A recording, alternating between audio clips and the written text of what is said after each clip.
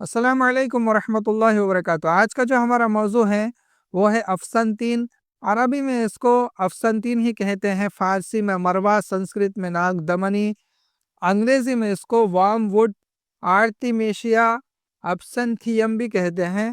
تعارف جو ہے یہ گھاس ہے جو ہمالیہ کے پہاڑوں پر، اسی طرح افغانستان، دیگر اونچے اونچے 4000 فیٹ کی بلندی پر یہ پایا جاتا ہے۔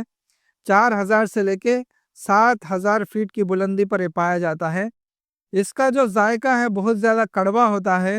مزاج اس کا اجلاتی گدی خشک گرم ہے۔ مقدار خوراک کتنی کھانا چاہیے؟ دو گرام سے لے کے 5 گرام تک یہ استعمال کر سکتے ہیں۔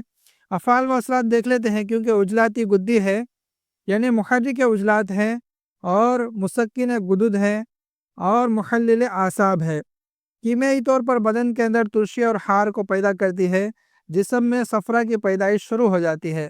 خواص جو ہے مقوی معدہ و امعا اور قلب و عضلات ہے۔ دل، دماغ، معدہ اور آنتوں کو طاقت دیتی ہے۔ مولد حرارت و خون ہے، خون اور حرارت کو بدن کے اندر بڑھاتی ہے۔ محلل اعصاب و دماغ ہے، خاص کر کے جو بلغمی امراض ہے ان میں بہت زیادہ فائدہ دیتی ہے، جیسے کہ ورم جگر، ورم طحال، پرانے بخار، عفونی بخار میں خاص کر کے بہت زیادہ فائدہ دیتی ہے۔ کثرت بول کو روکتی ہے، مدر حیض ہے، دافع بخار ہے، قاتل کرم شکم ہے، اور مدر بول ہے، جن لوگوں کو پیشاب پیدا نہیں ہوتا پیشاب کو پیدا کرتی ہے۔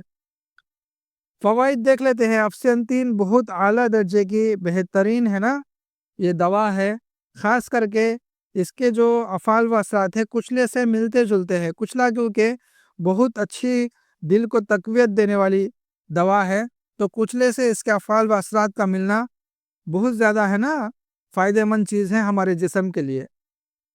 تقویت معدہ و امعا و قلب و عضلات کے لیے دوا خصوصاً مزمن امراض کے دعوے کی دوا ہے، یعنی جتنے بھی مزمن امراض ہے، چاہے معدے کے ہو، چاہے آنتوں کے ہو، چاہے دل کے ہو، چاہے پٹھوں کے ہو، ان میں اس کو استعمال کرنے سے بہت زیادہ فائدہ ہوتا ہے۔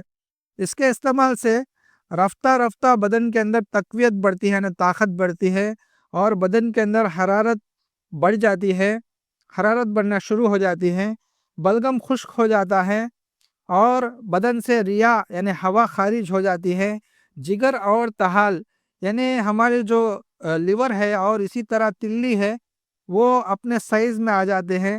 اسی طرح گردے اور گدد کے اندر تقویت ملتی ہے، ہمارے کڈنیز کو، اسی طرح ہمارے گلینڈز کو تقویت بڑھتی ہے، اور ان کے اندر حرارت پیدا ہوتی ہے۔ اس کے علاوہ جو دماغ کی سوزش ہے اور دماغ کے اندر اعصاب کے اندر جلن ہے وہ دور ہو جاتی ہے۔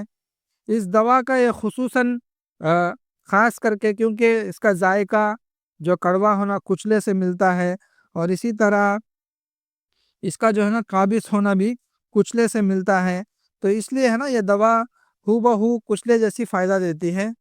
اس کے علاوہ انہی افعال و اثرات کی وجہ سے دائمی سر درد اور دل کے دردوں کو، اور اسی طرح راشا، فالج، لقوہ، استرخاء میں بے حد مفید ہے۔ اس کے مسلسل استعمال سے عضلات کے اندر بہت زیادہ طاقت پیدا ہو جاتی ہے۔ اسی طرح بواسیر کے اندر بھی بہت زیادہ اس سے فائدہ ہو جاتا ہے۔ اس کے علاوہ کیونکہ اس کا جو دھونی ہے یعنی اس کا افھارا، بھاپ یعنی اس کا بھاپ لینا اور اس کا دھونی دینا بہت زیادہ ہے نا دردوں میں فائدہ کرتا ہے۔ اس کے علاوہ اس کو مسلسل کھاتے رہنے سے پیٹ کے کیڑے مر جاتے ہیں، اور دوبارہ ہے نا پیٹ کے کیڑے پیدا نہیں ہوتے، اور اس کا جو دھونی ہے نا کپڑوں کے اندر دینے سے وہاں پہ بھی ہے نا کپڑے حفاظت میں آ جاتے ہیں، کیڑے وغیرہ ہو تو وہاں پہ بھی مر جاتے ہیں۔ اس کے علاوہ کیونکہ یہ بدن کو بہت زیادہ طاقت دینے کے لیے خاص دوا ہے، کیونکہ بدن کی طاقت کے لیے خون کا ہونا اور حرارت کا ہونا بہت ضروری ہے، کیونکہ یہ دوا بدن کے اندر خون کو بھی بڑھاتی ہے اور حرارت کو بڑھاتی ہے، اس لیے بدن کے لیے بہت زیادہ مقوی ہے۔ تقویت دینے کے لیے خاص کر کے یہ دوا کو استعمال کرنا، اس کا عرق، اسی طرح اس کا صفوف، اسی طرح اس کی حبوب یعنی گولیاں استعمال کیے جا سکتے ہیں۔ یہ ہے افسنتین کے فائدے ہمارے اس چینل کو سبسکرائب کریں، دوسروں تک پہنچائیں۔ السلام علیکم ورحمۃ اللہ وبرکاتہ۔